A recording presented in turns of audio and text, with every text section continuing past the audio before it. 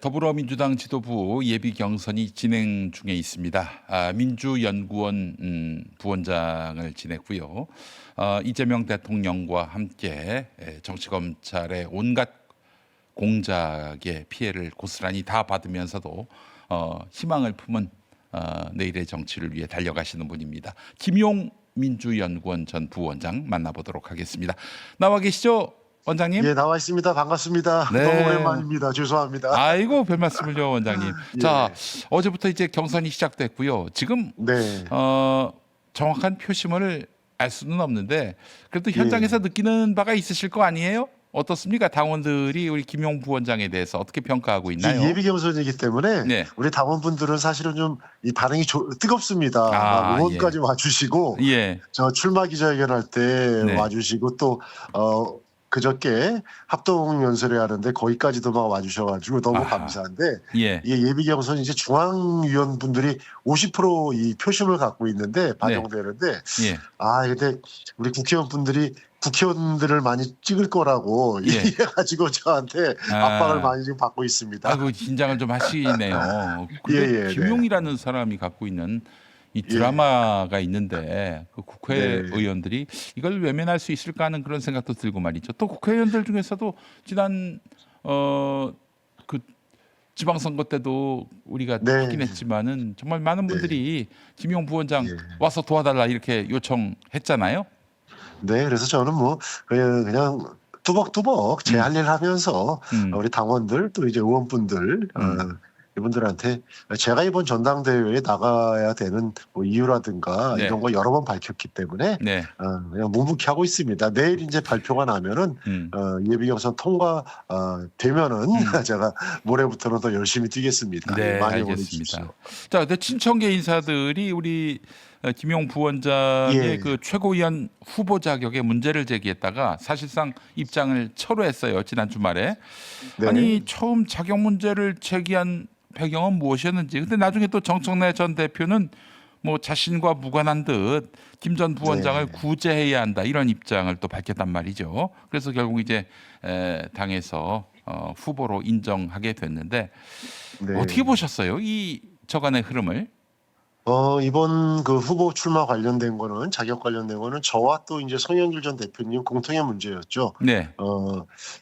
검찰 이 조작 수사에 의해 가지고 저 같은 경우는 뭐 4년 동안 지금까지도 제가 금융 계좌라든가 이런 걸 다 사용을 못 하고 있어요. 정지돼 있고 그래요. 이런 상황인데 불구하고 당에서는 15일 날 공고를 하고 16, 17일 날 등록을 해라. 네. 이렇게 하면서 문제가 발생한 거죠. 근데 중요한 것은 지금 일부에서 말씀하시는 이런 뭐 특혜성 이런 건 전혀 아닙니다. 우리 민주당의 당원 당규에 분명히 나와 있어요. 상당한 사유가 있을 때는 최고위원의 의결과 당무위원회의 의결을 통해서 할 수 있다. 이렇게 해놓은 상태이기 때문에 네. 거기에 따라 가지고 결정돼서 당규에 따라서 제가 후보 등록을 한 거지 전혀 특혜는 아닙니다. 그리고 이 중요한 거는 네.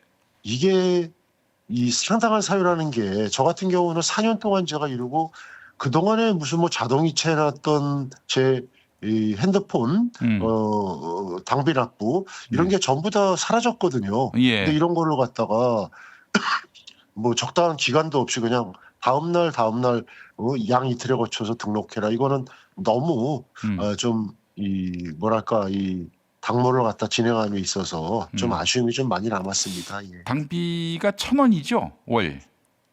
예, 1,000원입니다. 예, 그전에는 제가 뭐 많이 냈었는데 경기도 대변인 하면서 제가 2021년도, 2018년도죠. 네. 그때 이제 제가 이제 탈당을 잠깐 했었고 바로 복당해가지고 당비를 계속 내고 있었습니다. 그렇지만 대선 끝나고 그다음에 제가 또 경기도 선거를 총괄해서 이제 지휘하면서 경기도 지방선거 끝났고 또 이재명 대통령님 당시에 당대표 하시고 그리고 제가 10월 4일 날 민주연구원 상임 상근 부원장 임명받고 제가 보름 만에 이제 잡혀 들어갔죠.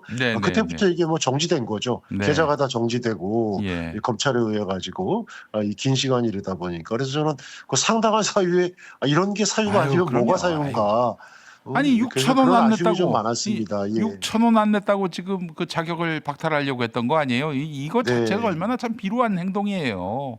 근데 그러니까 그거를 갖다가 말이죠. 저기 최고위원회에서 그 네. 세 분이 친청계로 불리시는 세 분이 이거를 의결을 통해 가지고 저와 송영길 대표를 자격을 안 주겠다고 이렇게 그 뭐 주장하셨다는데 결과적으로 그래도 음. 우리 최고위원회 그다음에 당무위원회 통해 가지고 이렇게 네. 잘 봉합되고 음. 저에게 기회를 주셔서 감사하게 생각하고 열심히 뛰고 있습니다. 네. 김용이 어떤 가치의 인물인지가 부각된 계기였던 것 같은데 반면에 그 네. 친청계가 얼마나 옹졸한지가 또 확연히 드러난 계기가 아니었나 하는 생각이 듭니다. 특히 저 전당대회 후보자 기탁금 인상 조치 때문에 청년 네. 최고위원 후보가 좌절감을 느끼는 그런 일도 있었단 말이죠. 여기 중심에도 친청계 최고위원들이 있었어요. 그럼 누가 부인할 수 있겠습니까, 그거를. 저는 이제 그 부분에 있어 가지고 뭐 저도 지금 제가 계속 청년 문제에 대해서 목소리를 높이고 있는데 네, 늦었을 때가 가장 빠른 때 아니겠습니까? 그렇습니다. 아니 선거 끝나고 나서 무슨 뭐 20대 여성까지 떠나간다 이렇게 걱정을 하면서 네. 정작 지방선거에서는 당원 당규를 갖다가 또 문제 삼아 가지고 예. 청년들의 우리 민주당에 진입하는 그 선출 그 최고위원제를 갖다가 좌절시키고 결국은 저기 이 전당대회 끝나고 나서 지명제로 돌리겠다 기존에 하던 대로 네. 청년들이 과연 민주당에 아이고. 마음을 열까요? 저는 정말 너무 답답해요. 저는 제가 네. 사실은 청년 최고를 결정되면은 제가 불리하거든요. 한 네. 자리가 날아갈 수 있어가지고 예. 제가 공식적으로 그랬습니다. 저 자리 안 받아도 된다. 떨어져도 된다. 그렇지만 민주당이 살아야지. 네. 그게 맞지 않습니까? 근데 네. 이런 거를 갖다가 너무 이렇게 뭐 만연하게 판단하고 그래서 제가 기존의 여의도 문법을 깨야 된다. 그다음에 당이 지금처럼 이렇게 운영돼서는 안 된다. 네. 그래서 제가 평당원의 대변인을 하겠다. 이렇게 지금 작심하고 나서고 있습니다. 예. 그래요. 이재명 경기도지사의 대변인을 하셨는데 이제는 평당원의 대변인이 되겠다라고 공언을 하셨습니다. 네. 이재명 대통령이 며칠 전에 김용 전 네. 부원장 재판에서 핵심 자료로 제출된 구글 타임라인, 그러니까 돈을 받았다는 주장이 있었는데 그러나 실제로 돈을 받았다는 그 시각 그 장소에는 김용 부원장이 있지 않았고 딴 곳에 있었다. 이게 이제 구글 타임라인으로 확인됐는데 이걸 재판부가 인정하지 않아서 이걸 네. 증거로 채택하지 않아 가지고 지난번에 또 그 굉장히 잘못된 그러니까 판결을 제가 받았는데 맞습니다. 이 부분을 대통령이 지적하셨어요. 대통령께서 지적하신 거는 제 사건을 지적하신 게 아니라 그 구글 타임라인이라는 디지털 증거를 또 다른 사건에서는 최근에 증거로 인정했습니다. 네네네. 법원이 판결이 있어서 그 법원과 검찰의 이중 잣대에 대한 이야기를 하신 거죠. 에이, 그게 그거지 뭘 솔직히 얘기해서. 근데 저는 아니, 정말 예. 이 기회에 우리 저기 여러 차례 김용민 TV 나가서 제가 말씀드렸는데 저는 구글 타임라인뿐만이 아니에요. 제 공소장에 검찰들이 거짓으로 썼던 게 작년에 조작 기소 대응 TF 국정감사, 올해 국정조사, 특별위원회까지 해서 낱낱이 다 밝혀졌습니다. 저한테 돈을 줬다고 검찰이 만들었던 그렇게 조작한 것들이 네. 그 돈이 철겁자한테 갔다고 철겁자가 직접 얘기했어요. 국정조사장 나와가지고. 그러면 제가 뭐 더 어떻게 해야 됩니까? 저는 그래서 빨리 대법원에서 좀 판결을 해줘라. 저는 좀 이런 마음인데 지금 1년째 거의 지금 뭐 완전히 뭐 저기 아무 소식도 없죠. 그러면서 제가 이렇게 아이고. 선거 좀 나가려고 그러면은 너 사법 리스크 있지 않냐 이러면서 우리 지정에서 공격을 합니다. 글쎄 말이에요. 제가 그래서 답답하고, 지난번에 저기 재보선에 못 나가셨어요.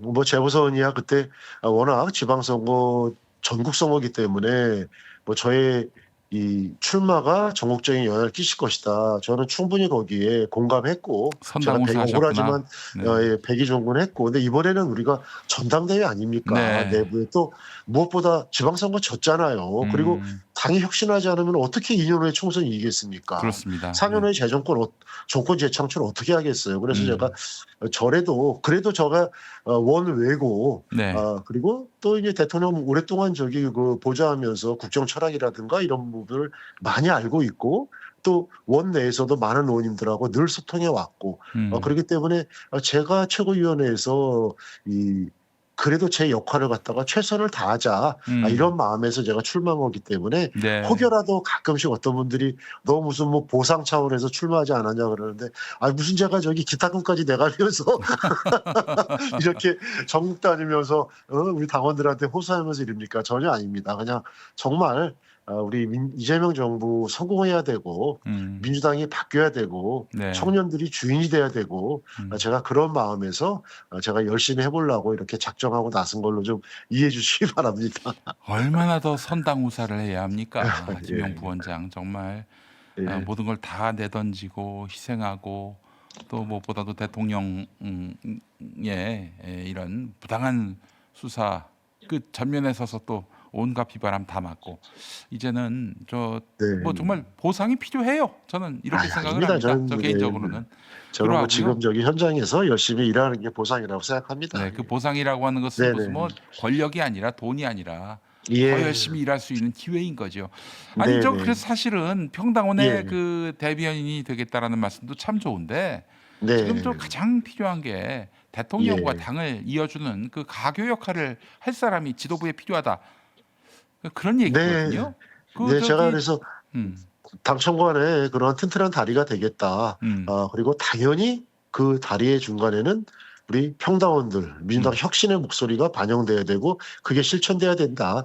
제가 이렇게 지금 말씀드리고 있는데 기회가 주어진다면 어쨌든 제가 최고위원으로서 열심히 일할 생각이고 또 하나는 이게 최고위원회는 사실은 거대 여당 우리 민주당의 상징 같은 거거든요. 제가 어저께 페이스북에 그런 글을 남겼습니다. 이재명 당대표 시절에 최고위원회가 그립다. 진짜 제 본 마음이었습니다. 어저께 제가 김병주 의원님 지역구의 당원대회에 인사드리러 갔다가 김병주 의원님이 그런 말씀을 하시는 거예요. 몇 년 전에 이재명 당대표 시절에는 자기도 뿌듯하고 비공개회의 때는 치열한 토론을 하더라도 국민이 볼까 봐서 공개회의 때는 서로 국민들 눈치를 봤는데 이게 뭐냐 하면서 한탄하는 말씀을 듣고 제가 어떻게 저기 1년 만에 우리가 이렇게 국민의 신뢰를 잊고 대통령 저렇게 성과 내는데 또 국민적인 지지도도 그렇게 떨어뜨리고 그래서 이거를 빨리 복원시켜야 된다.